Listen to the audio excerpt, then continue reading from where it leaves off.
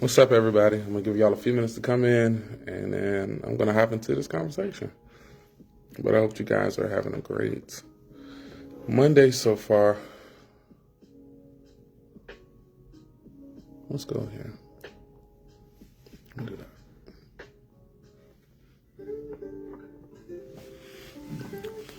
When you come on, just drop a comment so I know that you're here.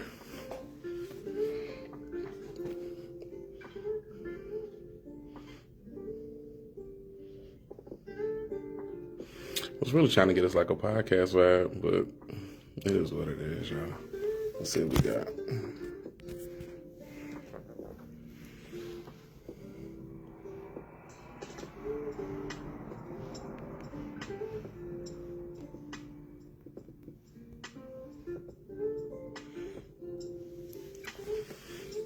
All right. I'm putting myself on a timer because I don't intend to be a bit too long, but I definitely want to. I definitely want to share just some of the details. I'm trying to think of a lot of stuff.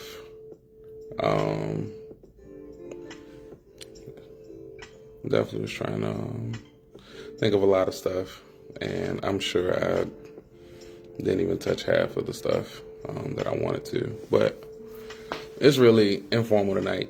I felt like this would be a lot easier than putting up an actual post because there's no way I was going to capture this entire experience in a post. So like I said, when you guys come on, just drop a comment so I know you're here. I see my cousin up here. I see a couple of my little brothers up here. I'm going to put on Do Not Disturb because I got a lot of text messages coming in right now. Yeah, cool. I hope everybody has had an amazing Monday. What's going on, bro? An amazing Monday so far. And yeah, so I'm about to, at 8:03, I'm starting my timer. That's all I got. So give it a few more seconds.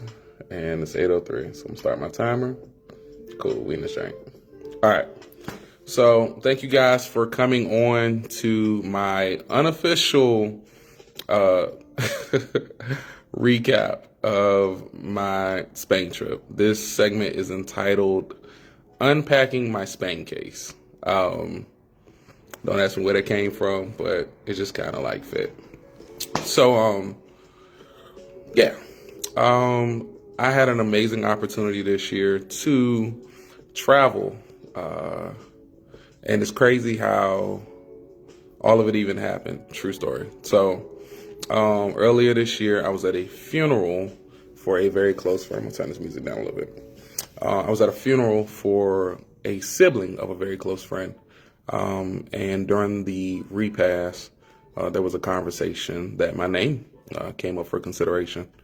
And so that led to a FaceTime call at the repast. I need y'all to understand, I have never in my life, I'm still unpacking, it's crazy.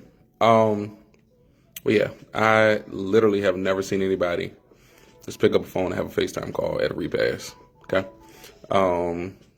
Mind you, we're all like gathered around the table, trying to say grace, do all that good stuff. And to my surprise, no, you good, bro. Pastor Bobby Lewis Jr., he's actually from this area, but he pastors in New York. His sister April gave him a call per his request, and in his excitement, he asked me if I'd be willing to travel to Spain later in the year.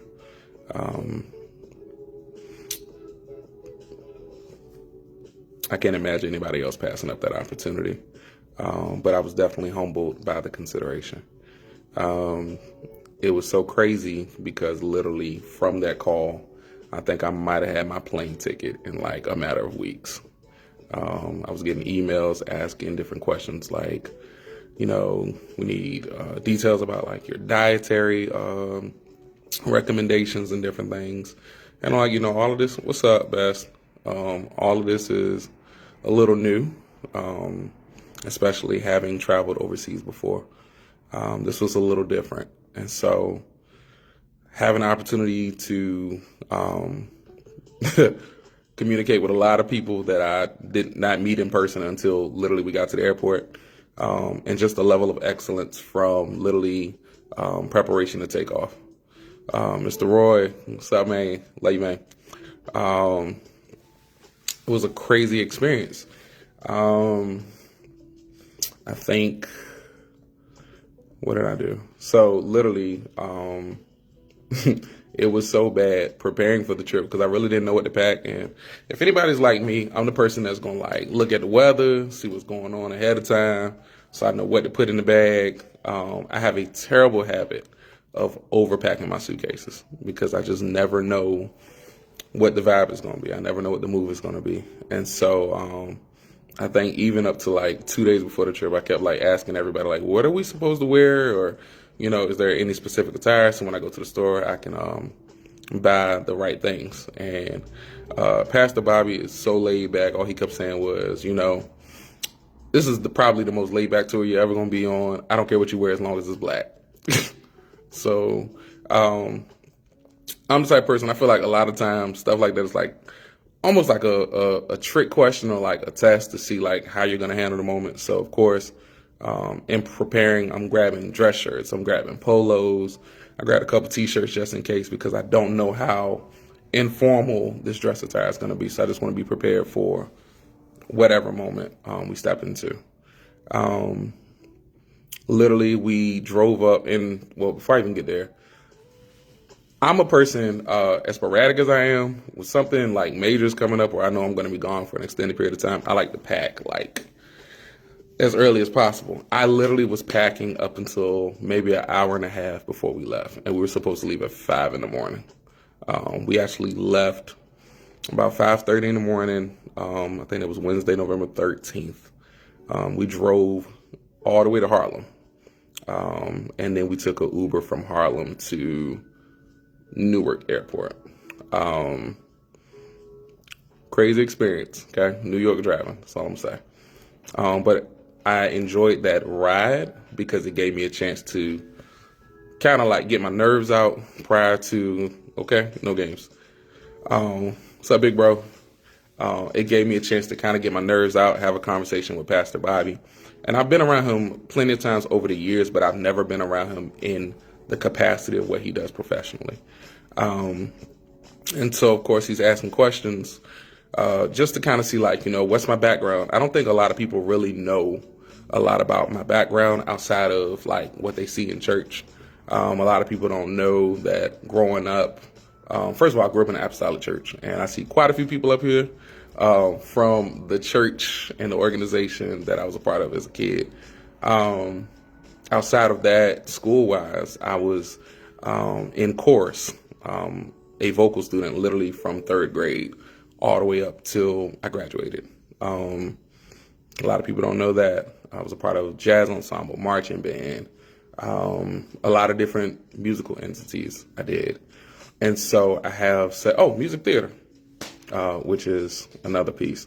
So I have a very wide, hey, mommy, I have a very wide, I want to say resume. I mean, that's a given, but just my experiences. I've had the chance to do some amazing things since childhood, and I didn't realize how much those opportunities, what up, Diamond? Those opportunities prepared me for opportunities that I've been blessed with in my adult professional life.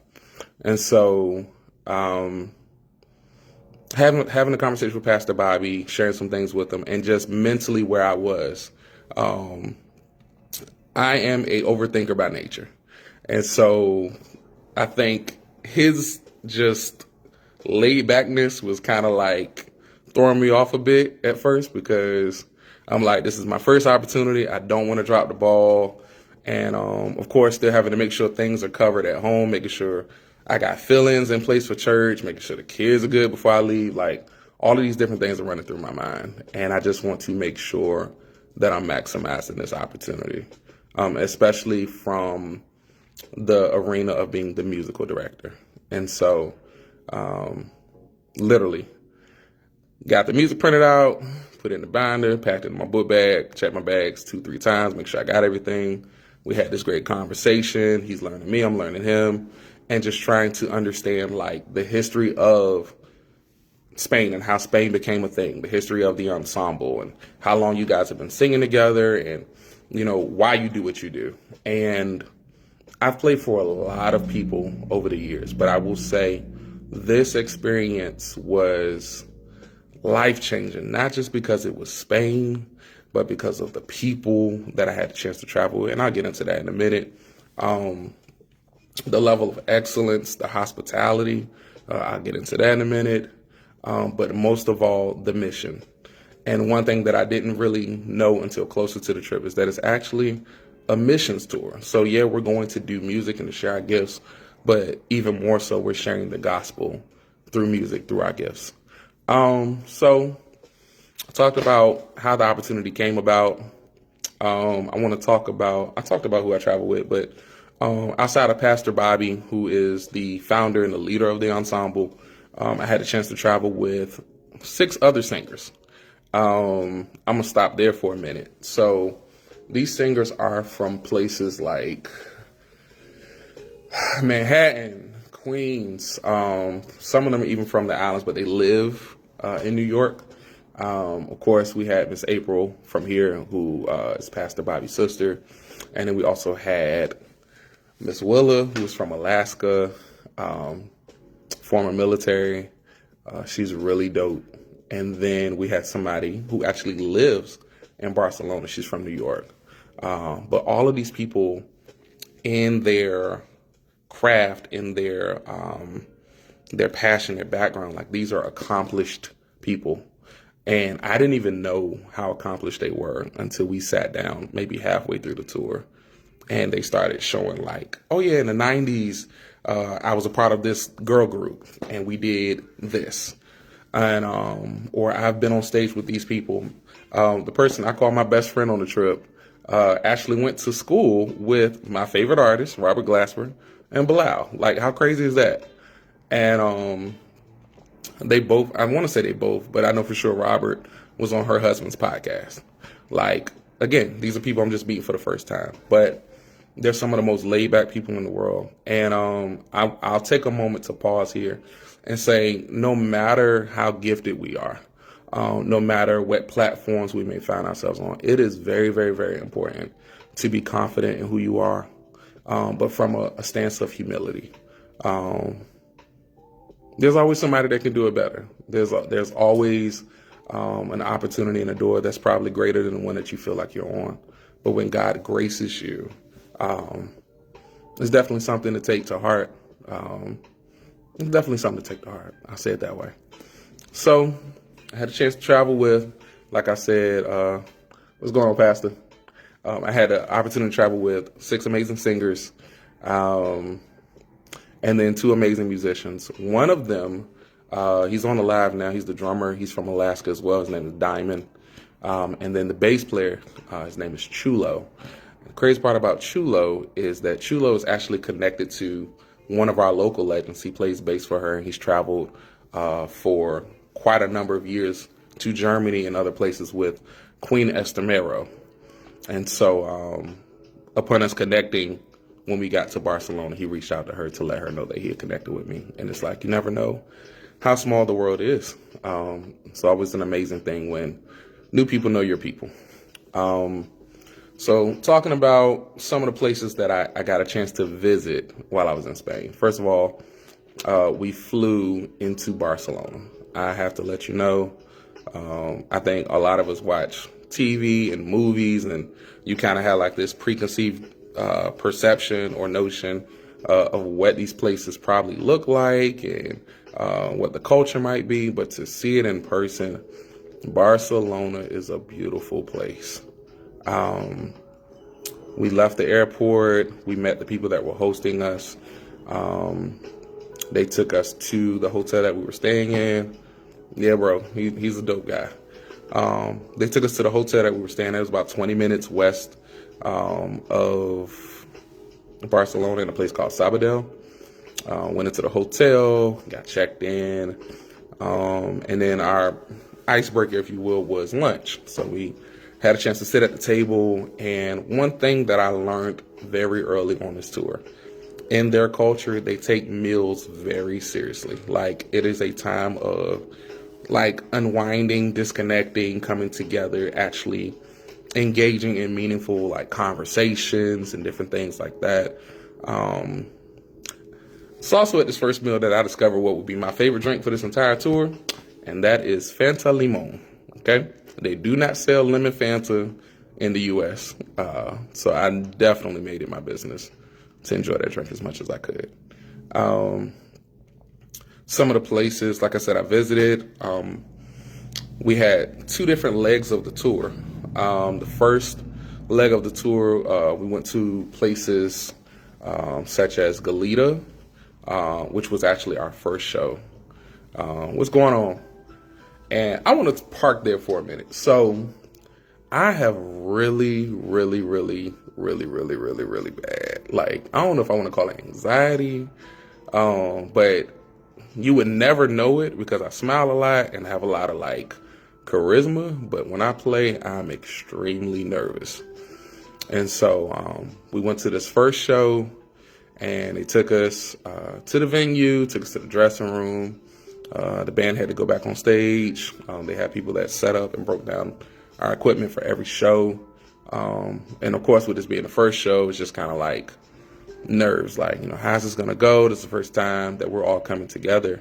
And the beauty of it was everybody had to do self-study. So we're literally putting it together on the stage. But to see how the product came together, the creativity, the chemistry, of course, the group, they've been singing together for so long. But of course, this is a different group of musicians. This is a different tour. They haven't been to Spain since, I want to say, 2019, so prior to the pandemic. So this is the first time, and there was a demand for the group to come back. Even more so because this is a missions tour. I learned from Pastor Bobby, and during my time there, Spain is primarily Catholic. So it's not a lot of places that worship like we worship. It's not a lot of places that preach the gospel that we believe in. And so it added a little more clarity to our purpose of being there.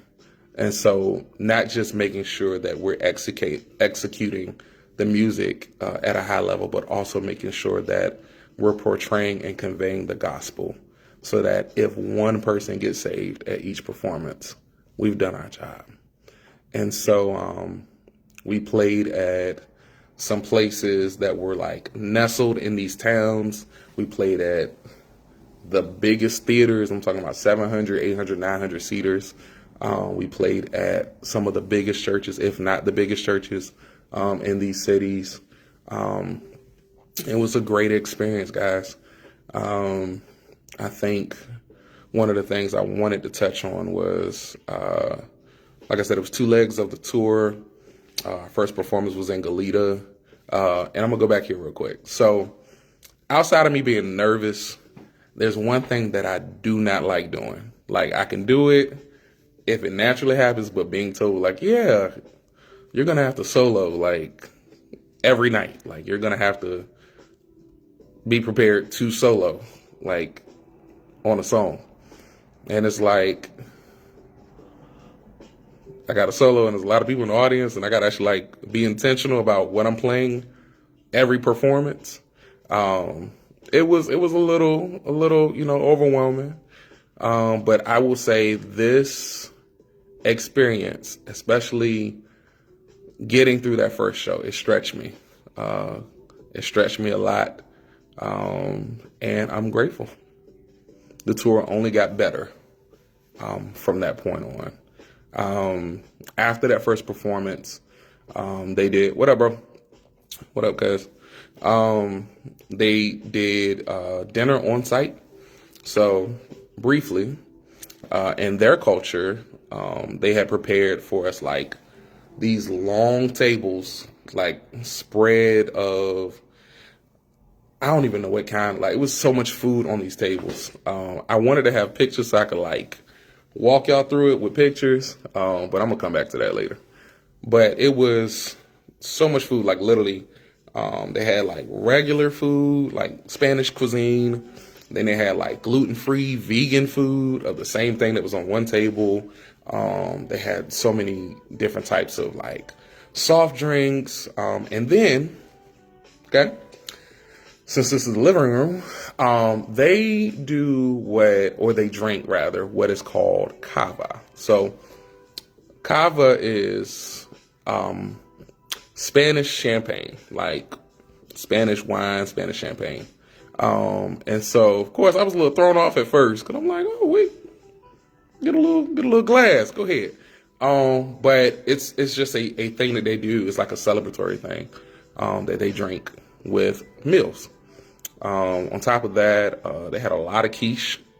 They had what is called, I'm probably mispronouncing it, jam. My best friend up here, I'm excited. Jam, which is like their form of like bacon, and they actually eat it as like an appetizer. Like it's a really big deal. And she can correct me since she's up here. I was trying to think of what it was called, but it's like almost like a cracker with like tomatoes. Like it's like a spread. Like it's a really big deal. But me being picky, I was forced to try a lot of different things that I don't normally eat. Whatever. But I will say, again, it was really good. And I don't want to get ahead of myself because I made a whole special segment to talk about food. But what I do want to say is Spanish food is so fresh, y'all. Like, it's not an exaggeration. That food, the fruit, the vegetables, like, I've never been, even here, places where long before you get to the room where the food is or whatever, you can literally smell the freshness. Not the scent, but like the freshness of whatever you're about to eat. Like, I'm walking into the church. I know that room is down, like the hallway around a couple corners, something. I can literally smell the vegetables. I can smell the fruit sitting wherever they're sitting in whatever room that is. Like, that's how fresh the food and stuff is there. Going back to some of the places we went. I talked about Goleta, which was the first performance. We went to Terraza, which is also where the church and the school is located that we went to while we were there. And then Blanes, I think that's how it's pronounced. So if you actually paid attention to my page, there's a picture that I put up there as my cover photo. And funny story, real quick, I was actually asleep on this rag because this was Sunday after church. But when I woke up, there was all of this water. And I don't think it had clicked exactly where I was until the people that were driving us told us, like, you know, this is a very like popular place. It looked very well off. I think that's probably the phrase I want to use. Very clean, and they parked the car so we could take pictures. It wasn't until maybe like the third or fourth picture I asked, you know, like, where exactly are we? And they were like, well, you know, you can't come to Spain and not see this. This is actually the Mediterranean Sea. You read about this stuff, you see this stuff on maps, but you really don't realize, like, how real it is until you get a chance to see it in person. You could literally, like, smell the salt in the water. Like, it felt amazing. Depending on the day, the weather, especially like in Barcelona, was like 60s. Well, one day was 60s, but like high 50s. At night, it might have been like 40s. It wasn't too bad, but it was a beautiful place. Trying to think of anything else I want to talk about. Blanes was also the picture that I posted of me in the, I guess it's like a cathedral, like a huge church. What's up, Pastor?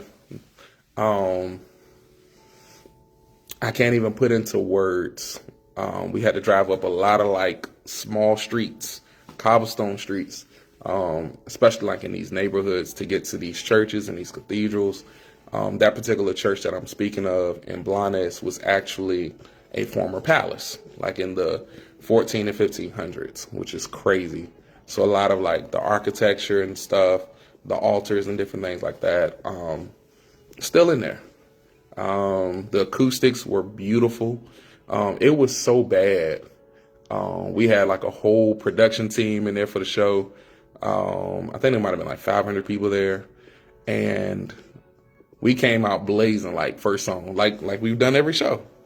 But the acoustics were too good that it was like overwhelmingly loud. So we literally had to pull everything all the way back. The singers sang without mics.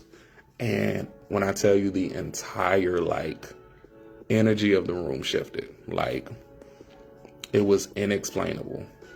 And I'm talking about, we're singing songs like Amazing Grace. We're singing songs like Raise a Hallelujah. We're singing songs like Oh Happy Day. Holy, Holy, Holy. And again, no mics, but just the blend, the acoustics, the presentation, and most of all, the message was like so clear, so crisp. And there were people that were literally like, you know, it was so loud that I was getting ready to leave. And these are people that like pay for tickets. But the moment we adjusted, like they were able to enjoy. And I want to talk about this, and this was a note for later too, but like one of the biggest lessons that you can learn, especially as a musician, as a professional, you have to be water. And what I mean by that is there are going to be situations that you prepare for and you know, have everything in place, but it doesn't necessarily work out the way that you plan for it to, or it doesn't flow as smoothly as you think it should. You have to give yourself grace and be willing to adjust, because 9 times out of 10, that moment ain't about you anyway. Like, and it doesn't take away from who you are or what you're there to do. Like, there are people that are invested in whatever the moment is. That's why they're present. So you always want to make sure that you're catering to the needs of the consumer. While these people paid for a concert, technically, they got the gospel through music. And so that was more important than any chords I could play, any roles Diamond could play, any notes, even down to the ensemble. Like, it's not a moment for us to try to like oversing or, you know, try to showcase anything other than what we came to bring, and that was the gospel. So be willing to adjust. Let's see. So I didn't even write this part down. Sunday morning we had to perform, or I'll say minister, because it's church. We had to minister 3 songs at the service. And then Pastor Bobby did a homily, which is a short message. One of my takeaways, and the one thing I appreciated, their culture of worship is so different. So I think sound check, church was at 11. I think we had to be there like 9:45, 10 o'clock for sound check. When we got there, their worship team was already on stage going over the songs that they were going to, you know, minister that particular service. And then we came up, set up, and did our thing just to make sure everything was cool for church. Service started right at 11. They were live. We came right on up. We did our 3 songs. And then we came off, and the worship team came up and they did their songs. What up, bro? The one thing I loved is that it gave a balanced worship experience, because obviously we're singing in English, they're singing in Spanish, but it was something for everybody. They had the lyrics on the screen, English and Spanish. And even for us, they gave everybody headsets so that as service was going on, there's somebody literally doing a live translation of everything that's happening so that nobody's lost. And I thought it was cool because I've never seen anything like that in person. Pastor Bobby did an amazing, amazing message. After he finished, I think he might have been up there maybe 12 to 15 minutes at that. The pastor of the church came up, did her closing announcements. She invited her husband, who's the other pastor of the church. He said a few words. We were out, y'all. It might have been an hour. I have never, okay? Y'all know me. Y'all follow what I got going on for years. I'm used to having like multiple services, getting up 6 o'clock, 6:15 on Sundays to be out the house no later than 7:15 for my first service. And it was so weird to only have one service. And that service was only an hour. What up, big bro? That service was only an hour. And the Lord was there. The word was rich. The worship was authentic. And we went home. This is my shameless plug. I'm nobody's pastor. But I think the one thing that I took is that it really don't take much, especially when you have a people that come with the intention to literally make the time count. You don't have to force anybody to worship. You don't have to force anybody to receive from God because they're already postured to do it. So we thank God for a 1 hour service. I'm going to skip ahead and come back. So one of the things that blessed me the most after this particular service was, of course, we're packing up because we got to go eat, and then we got to go to Blanas later that night. I go back to the piano because I'm looking for the group that I'm with, and everybody's like spread out all over the sanctuary, and they're in like little groups talking to different parishioners from the church. And so you got people coming up to you, and this was like a thing, like after every performance, people are coming up to you like, oh my God, I thoroughly enjoyed you. Can I take a picture with you? Can I add you on WhatsApp? Are you on Instagram? Like, I literally had the family of, and I really want to shout out Mr. Christian. Mr. Christian is the director of, I guess, like the media at United Church in Terrassa. And I want to shout him out because, again, you don't know who's serving with you or serving you a lot of the times because not everybody's out to flex who they are, dropping resumes and references. Mr. Christian was just this laid back guy from the first day we arrived to the day that we left. Anything he could do to make things easy for us, he was running. His team was on it. He had a lot of young people working the cameras, working the sound, working, stream, like a lot of volunteers. And he ran a team with excellence. The one thing that I did not know is that he is like one of the top tech guys in Spain. He took off from his job to make sure that he was completely available the entire time that we were there. I did not know this until the last day. And he was just like, he just wanted to make sure that things could flow smoothly for the team. During this conversation, it's him, it's his wife, his kids. And at this point, everybody's like family because we done been around y'all for about 4 or 5 days. And they came up and they were asking different questions about like, what is it like in the United States? And, how do you feel about music and how did you get started? And again, I very rarely get moments to share my story, but if you ask, I'm always willing. And so that was very humbling. I will say the one thing that I appreciated was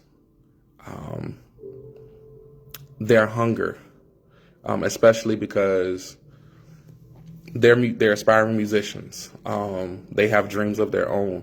And to see somebody in church doing something that they have a passion or a desire to do, and finding inspiration in something that, if I could be completely transparent, I was done with. And prior to this trip, I had kind of been wrestling through the conversation of, at what point does this end? Like, at what point do I transition into what's next? Matter of fact, what is next? Where do I go from here? I know I have these desires. I know I have this call. I know the different things I've heard over the years. But I don't feel like this particular season is done. So how do I handle that? Dealing with the burnout and being able to express that to them as well. Like, because their culture is different than our culture. So me telling them everything that I do every Sunday is like, whoa, like we're not, we don't even know what that looks like or what that is. And just understanding like how nothing that I'm able to do or that I'm blessed to do now happened overnight. It literally was discipline.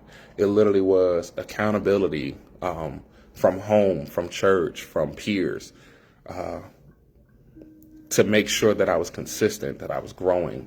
And now, years later, in a whole different country, sharing nuggets that I had to gain an appreciation for along the journey.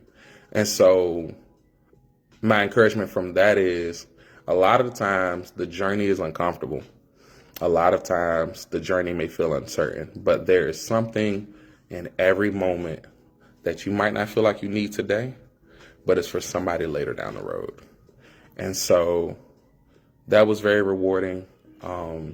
The lady that hosted us, Miss Miriam, her daughter, walked up to me, and I think this was probably my borderline I'm about to cry moment. She walked up to me, and she plays trumpet and she plays piano, and she said, "Your solo was so beautiful." And again, I already told you how I feel about soloing. Like, it's not really my thing, but sometimes we got to do it. She said, "Your solo was so beautiful that I literally recorded it so that I can go back and transcribe it," which means I'm going to write out everything you played, note for note, and I'm taking it back to school. She's a freshman at the university, and she was inspired. And it's like, a lot of the times, the things that you're wrestling with, or the things you might not be as fulfilled with, maybe just what somebody else needs to push them into their next. So when you find yourself unsettled, a lot of the times it's because there's more. There's a stretching. There's something else, and you just have to tap into it. So what's up, Pop? I'm not gonna belay. I don't even know what word I'm looking for, y'all. I'm tired, but belabor the time.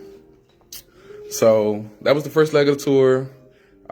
We went with a different group of people for the second leg. But before I get to that, I gotta shout out what our days look like.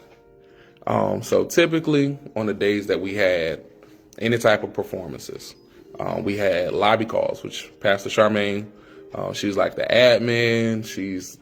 I call her boss lady. Like, she's the one that's keeping us on task at all times. We had a certain time we had to be in the lobby because there were people that were picking us up to take us to the different places that we had to be at. Church Mexican is crazy. What up, Bree? It was so many of us, so we had to ride in multiple cars. So we got in the cars. We're traveling to all these places. And I do want to give another shameless plug. Like, the level of hospitality was immaculate. I'm talking about people literally uprooted their lives for 5 to 6 days at a time to accommodate us, and for free. I will never forget that. Okay. Carpooling, lobby calls, sound checks, typical stuff with performances. Most shows we were there, I want to say maybe 3 hours beforehand, just to do setup, sound check, and then we just kind of sat around, got our nerves together. If we needed to brush up on something or make some adjustments, we had more than enough time to do that. I also want to shout out, like I said, the tech crew that set up, broke down every single day. Like, full sound setup, instrument setups with cymbals, keyboards, running lines, like packing the stuff up, putting it in the cars, taking it. Stuff we do here all the time for ourselves. It's like, to not have to do that, it's a blessing. And they didn't complain. They didn't complain. I'm gonna leave that nugget there. The performances, I already talked about that. Every show we had, or every concert rather, we had 2 sets of music. I want to say it was like 7 songs in each set that we did, and then we had, of course, additional ones in case we had an encore. Typically, the encore every night was Total Praise, a song that I had to solo on. I'm gonna leave that there. The part I wanted to get to. So on our days off, or our time, like our downtime, we did a lot of walking, a lot of sightseeing, I think when we first got there, we walked to, I think we were trying to walk to McDonald's. That's what we're trying to go to. Shout out to Spanish McDonald's, because I have not touched American McDonald's since I got back. And it'll officially be a month on Christmas. I'm trying to tell you I was that real. We went to H&M. H&M in Europe is completely different than H&M in America. I need y'all to understand that. So that was cool. The architecture is definitely different there. There's a lot of beautiful places like on random city blocks, fountains and trees and gardens. And I think being in Sabadell, which was the area that we stayed in Barcelona or near Barcelona, to literally walk down the street and on one end you can see cityscape, like downtown, almost like New York. And on another end you see mountains. It's like, yo, this is like freaking amazing. Like, it's a beautiful place. I think my favorite memory, one of them, I'll say, was our last night in Barcelona. I think it was our last night. I want to make sure I quote that right. The night before our last night, that Monday night, my friends from Richmond, Butcher Brown, were on tour in Europe. So they were on like their last 2 weeks. They did a show in Barcelona that Monday. So I got to go out, hang out with some friends. We rode into Barcelona, got to see the show live. My boy Fonville made sure we had tickets. We got a chance to literally stand at the front of the stage. They were killing. Oh, they were killing. We got a chance to rap, take pictures after the concert, and then we walked the city. So in Barcelona, their most famous street is called the Rambler. So I would almost equate that to like Broadway. It's like the city, like the street where all the people are. There's always something going on. It's a whole bunch of like shops and food and stuff. It's a dope little vibe. And we walked through what they considered the hood. Compared to here, I didn't see it that way. And you would almost think that because of the feel of the area, the culture, like there's no crime here, like everything's safe. But it was definitely a very cultural experience, I'll say. We walked maybe like 5 or 6 blocks over to this huge courtyard. And again, I'm gonna probably go through my pictures and just post stuff. Hood life is dumb. There was this huge courtyard that you walk into, and on the ground level, all the way around the square, is nothing but like restaurants, bars. They had a spot. I think it's, don't quote me, I feel like it's called the Jamboree, but they do a jam session. So like Chulo and Diamond went to the jam session at the Jamboree while we were at the concert at the Apollo. And like I said, they had restaurants and stuff. So this is actually where the people that follow me on Instagram, I posted a video 2 weeks ago of me outside, literally. So I'm in this courtyard. I got my little dad bag on, my little crossbody. And I never leave home, like it's in my car right now, but I never leave home without Uno cards. And I thought it was only befitting, since we're in Spain, sit outside and play Uno. So we're sitting at the table, and I pull out the Uno cards. Dope experience. What's going on, Bishop? Got a chance to play Uno in Spain. Got a chance to just sit outside and just kind of like take in the culture. One thing I'll say, similar to like our mission trip to Kenya, which was like 6 years ago, people can tell when you like, you're not from the area, you're from a different country, because you kind of stand out. But it's a lot of different people from different countries all over the world. So even though you feel like you stand out, you actually kind of still fit in. And everybody's friendly. Everybody's like really, really, really friendly, like scary friendly. We ended up leaving the Uno game because I think the restaurant closed at like 1. Again, concert ended at 11. Time difference there, 6 hours, so my body wasn't even tired. We ended up going inside the restaurant that was next to that restaurant, And so they had a club, which was like into the restaurant, down the back door, down some steps. Walking into the club, there was a grand piano on the ground level outside of the door. So one of the friends that came along said, you should go sit at the piano and play some music. So I go to the grand piano outside the club, y'all, playing Christmas carols. And I think I might have played maybe like 5 minutes, but people literally started walking out of the club just to hear me play the piano. And I'm like, yo, I'm literally sitting outside playing a grand piano at a club in Spain. Like, who does that? So got a chance to walk in the club, and we just kind of hung out, listened to the music for a little bit. And the one thing that blessed me, I'm gonna use the word blessed because it blessed me. The DJ randomly started playing like cookout music in the club. I'm talking about like, I don't even know, like not even like your normal, like your wobbling stuff, but it was like Marvin Gaye and like soulful stuff. And I'm like, y'all listen to this over here? Like, okay, this is all right. But just to have a chance to literally just live. And we didn't do nothing crazy, like just having fun and literally getting to experience Spanish culture in the same way that I would live if I were home. Like, it was a very unforgettable experience, I'll say that. I went live our last night in Barcelona, and I'm moving, y'all. I'm not gonna talk too long. But the last night in Barcelona, we did a master class. And originally it was only supposed to be like 200 people.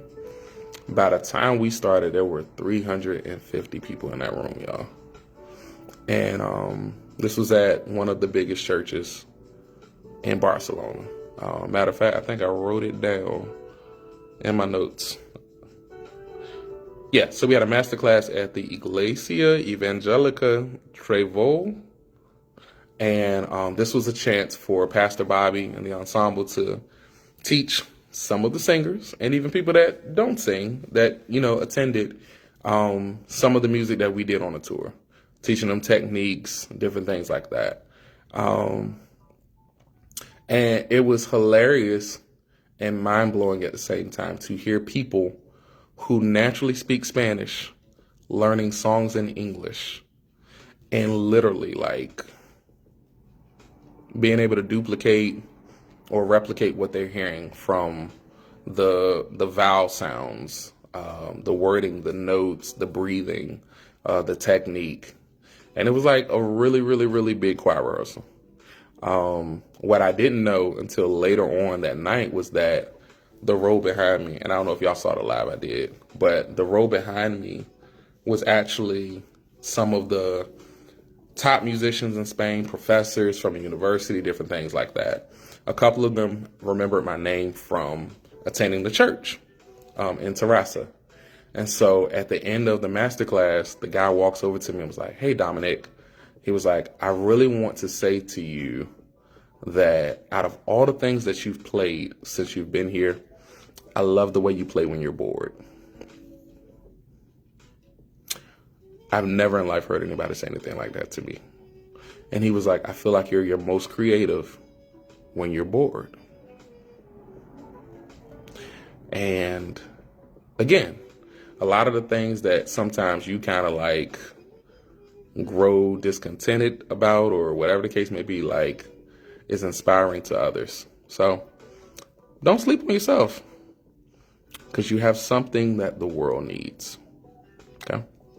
I think I talked about Barcelona a lot. This was the point that I really wanted to drive home, and I saw a post about this, and I'm looking at my time, y'all, because I don't want to be up here too long. Yep. All right. So before I came on live, I saw that one of my friends, who's a pastor, posted or shared a post about Honda and Nissan merging. And he was like, I noticed that these two automobile giants see the need or see the benefit of merging. Why don't churches merge? Which takes me back to the church that we've been at this whole first leg of the tour. So what I did not know is that the church actually formed from 7 churches deciding to come together to build this beautiful church and this beautiful ministry. I'm going to let that simmer for a minute. 7 churches, independent churches, decided to come together to build this new ministry, this edifice, this building. And not only did they build this ministry, but they set up like tiers of administration, egos aside, where literally it's like all of these people who were pastors and had their own members willingly put themselves in alignment to this structure for the greater good, which is the gospel. And to see the level of excellence and then find out that story, it added to my understanding of why they're able to thrive, especially as a Protestant church in a primarily Catholic country. Like,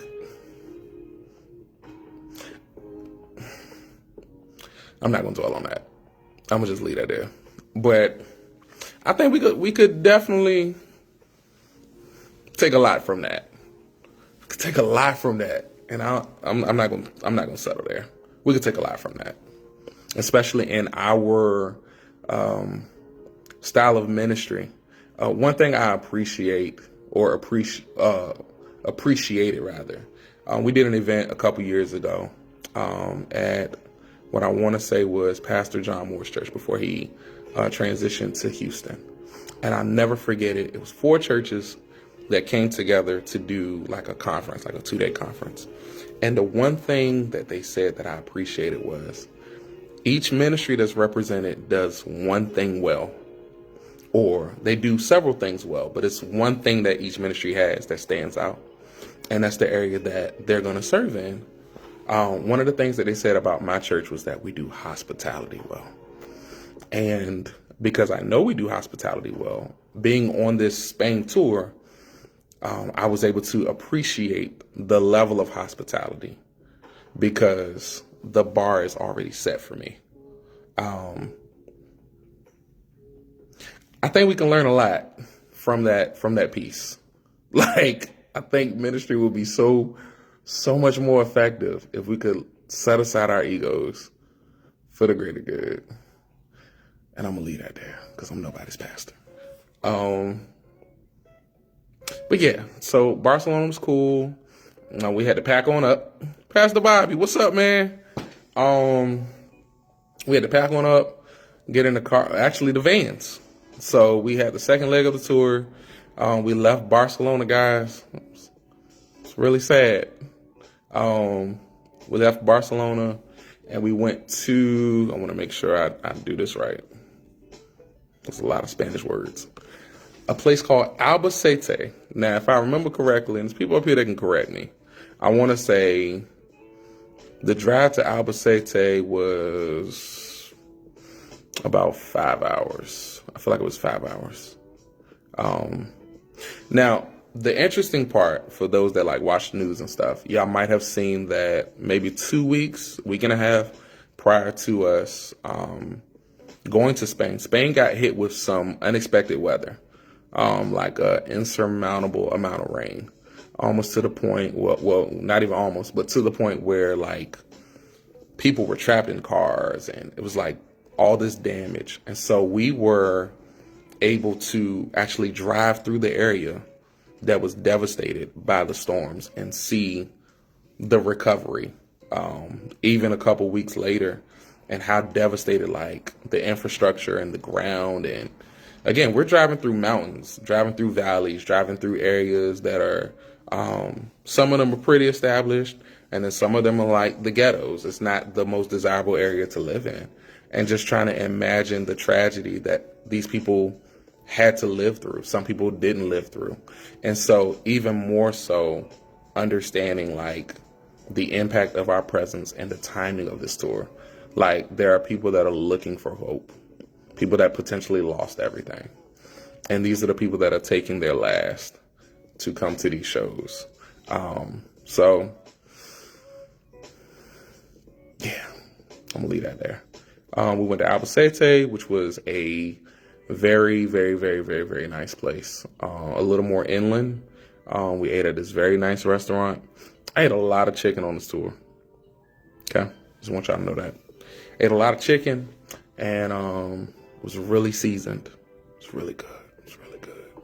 A lot of lemon Fanta. It was really good. A lot of chocolate desserts. It's really good. Lost a lot of weight, which is crazy because the food was really fresh. And then we did a lot of walking in these cities as well. So got to see what a Spanish barbershop looks like. I think one of my favorite experiences, even going back to Barcelona, was going to the laundromat, going to their supermercado. Probably said that wrong. I feel like that's how you say it. Their 7-Eleven, their CVS, like their versions of these places, and getting things that we normally buy here. And everything was so much cheaper. Everything was I promise y'all, yo, like every time I went to McDonald's, I know for a fact, like, unless I was like treating, I didn't spend more than like $10 to $12. Like, and that was with like dessert and everything. It's crazy. And since we're here, shameless plug, the McDonald's, okay? The McDonald's, number one, everything is a kiosk like we have here. But they recycle. Like they're really, really, really clean in Spain, which is crazy. So like when you get your drinks, when you get your food, first of all, they have potato wedge fries. So that's another reason why I just can't go back, because game changer. They have wings. They had a whole lot of stuff. It's really cool. They don't give you tops or straws with your drinks, like if you dine in, because they're environmentally conscious. When you finish your meals, they literally have a 4-compartment trash can with a sink on top. So you dump out any excess drink or whatever, and then you sort your trash based on what it is. Like it's a culture. It's a lot different than what we're used to here. And that was consistent every place that we went in Spain. We went to, and I want to say, was Albacete? I'm trying to think of where I think our biggest show. Between Albacete and Teresa, that was like our two biggest shows. I'm talking about like 700 people, 900 people, 600 people in these auditoriums. And my favorite part of the show, since Pastor Bobby's up here, is the part where we took this one song and literally we taught the parts to the audience so they could sing with us. This was also one of them songs where I had solo. Everybody in the band had solo. So a lot of crowd participation. It's really dope. Energy was amazing from beginning to end. I talked about what the days look like. I drank a lot of water. Y'all would have been proud of me. I drank a lot of water on this tour. I drank a lot of water. A lot of water. It's probably why I felt good when I came home. I'm going to do better now that I'm home, by the way. I'm going to do better. Talked about that. We get to Madrid, right? So Madrid was actually the last stop on the tour. And we did, I want to make sure I quote this right. We did a performance that Saturday night at the church, and that was the one with the clip I shared of the news actually coming to the church and actually like getting segments of the performance. I love that lemon Fanta. It was amazing. Getting clips of the performance. Madrid is a very, very, very beautiful place. Very beautiful place, y'all. Like, I'm trying to remember. Matter of fact, I think our first day there was when we did like sightseeing, all that good stuff. So we stayed in a place called Tres Cantos, at this really, really, really nice hotel. And we went into the city, and so they parked the van. It was like, okay, everybody got 3 hours. We're going to live. We're going to be back at this spot. So me, this April, my best friend, we are cruising the city. We're walking blocks. We're walking past designer stores. Like, I think, matter of fact, we parked across from the Louboutin store. And that's my first time ever going into a Louboutin store. Like, literally, the door is locked. So you got to, like, wait for somebody to, like, let you in. But it's just a very different experience in a different country as opposed to home. Excuse me. Got a chance to sit at one of the restaurants outside and just enjoy got like a little fire lantern or whatever behind the table. Had some great conversation. We walked past a lot of like national landmarks. I'm a Money Heist fan. For those of y'all that watch like Netflix series and stuff, we literally rode past the Bank of Spain. Like, so to see that joint in person, and I'm thinking about like the professor and all these other characters, like it's amazing. Walking down the streets, I'm seeing advertisements for like shows and different things that we watch here and different things like that. It was cool. They don't jaywalk in Spain. Okay. It's a really big deal. They do not jaywalk. And I understand why, because of the way people drive. It's a really big deal. I did find a Starbucks. I don't want to talk about that story, but that was a very interesting experience. They had a really, really, really dope souvenir store that we got a chance to go to and get some things for our loved ones back here. We found another H&M because Miss April just left her some H&M. And I want to say that one was 3 floors. It was like 3 floors. It's huge. Got a chance to meet some very amazing people. I know I talked about like the people from the first leg that like drove us and hosted us and set up everything, but we had the same level of excellence on the second half of the tour. Matter of fact, Mr. Paco, it was his entire family. So, hey mama, it was him and his wife, his 2 daughters, their husbands, his son, and the grandkids. And it's like they're literally like setting up this equipment, breaking this equipment down. One of the daughters was the translator on the second leg. A wonderful young lady named Lydia was the translator on the first leg. And it was dope because even when Pastor Bobby was preaching, all of these people have relationship with Pastor Bobby and the ensemble, like that goes back years. So when he was preaching in Barcelona, he was able to actually put a picture up of what the church looked like before they built this new edifice.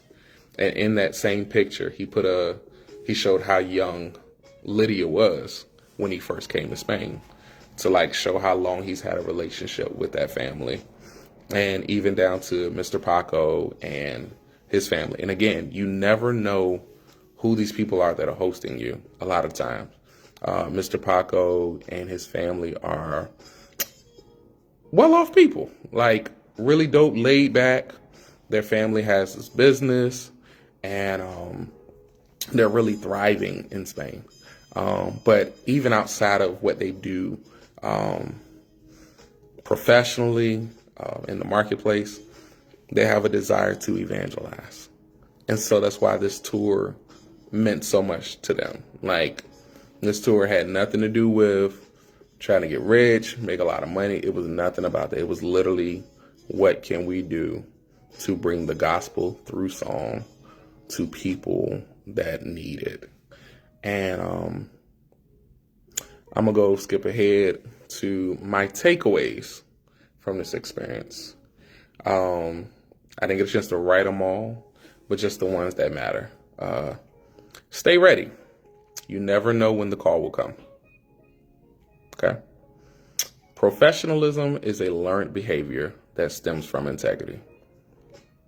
Integrity is where your reputation, which is who others know you to be, and your character, who you really are, is the place where they align. So again, professionalism is a learned behavior that stems from integrity. This is my shameless plug, but prioritize worship every chance you get.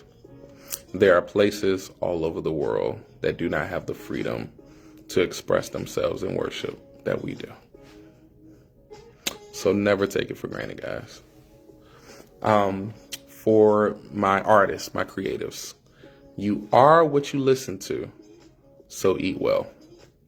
I listen to a variety of music for a reason. I just love music, but I never know when I'm going to be in certain arenas and that musical knowledge is going to be pulled on, or my ability to learn or capture the performance of a certain genre. So you are what you listen to. I said this one earlier. Even with intentional planning, sometimes things don't go as planned. So learn how to be water. Stay flexible. Steward hospitality well. People do not have to be kind to you. Never take kindness for granted. All food is not created equal. Okay. I have put up posts. I've probably repeated it a few times on this live. Like, I don't even know. I can't compare it to anything else. What I experienced when it came to the meals and the cuisine and the freshness of everything while we were over there. So we got a lot of changing to do over here. That's all I got to say, man. We put a lot of stuff in our food, yo. It's crazy. But they literally and the food was good. It was seasoned, y'all. Like it felt better over there because it was fresh. So I'm gonna leave that there. My last point, I'm getting off here. You are more than enough, which is this band that I wear every day. So keep going. I'll say it again. You are more than enough. So keep going. You might find yourself in a place. I know it's like end of year. We're at Christmas. It's the holidays. And this is like a big time for everybody, right? But everybody's not happy right now. Everybody's not content. Everybody's not settled. Everybody's not inspired. Some people don't have the energy to even want to try right now. And maybe it could be for a multiplicity of reasons. It could be life. I know life wore me out this year. Y'all don't even know. y'all don't even know. Life wore me out this year. I can only imagine your 2024 story. But even in that, you are still more than enough. And the fact that you are still here is evidence that you have what it takes to keep going. So that's my piece. What's next? This is my question to myself. And it's a question that I hope that you would ask yourself as we come to the end of a year, time of reflection and seeing, what things you did, what things worked, what things didn't, what things you would like to change. And I didn't write this one down, but the first thing that pops to my mind is dream again. Like, if you find yourself in a posture in your life where you don't see inspiration anywhere, challenge yourself to dream again, whether it's relationally, whether it's financially, whether it's spiritually, socially. One of the things that I said, especially like the last 2 months, I learned this year that I do, in fact, have a social battery. Okay. I smile a lot. I'm very friendly. I give great hugs. I talk and people glean and pull on me for different things. But I also realize after pouring out and being in certain settings, I have to take moments to pull away. Everybody needs a Gethsemane. Okay. Everybody needs a Gethsemane. You have to find yours. What up, bro? You got to find yours so that you can dream again, so that you can realize that you're more than enough, so that you can keep going. So what's next for me? My prayer, my belief, more doors, more stages. What I do believe that I am called to do, and I've kind of run from for a while, mentorship. And that's here and abroad. So I'm definitely prayerful about what that looks like.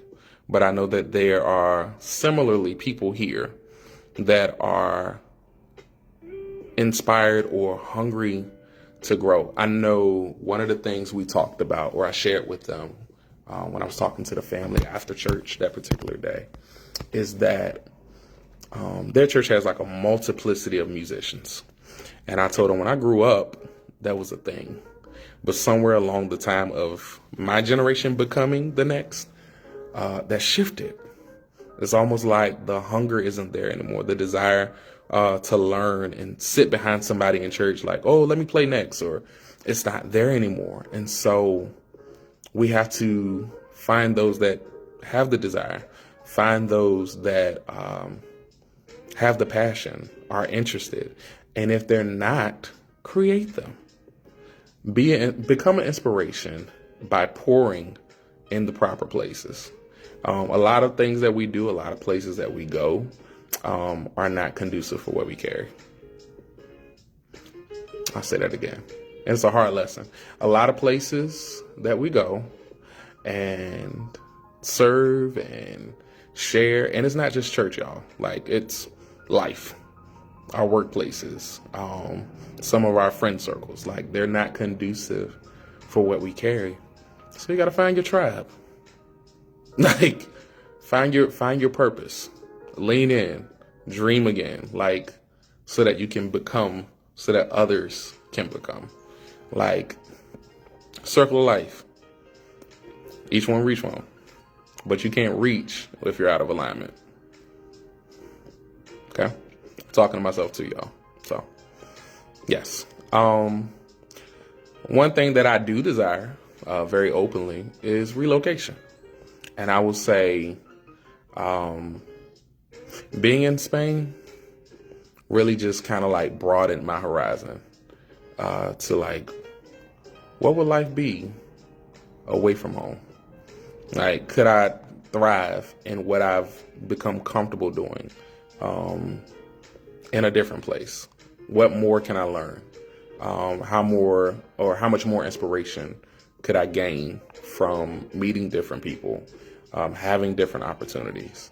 And I will say that's my personal challenge, like finding settings, traveling more, going to different places, networking, because networking is vital.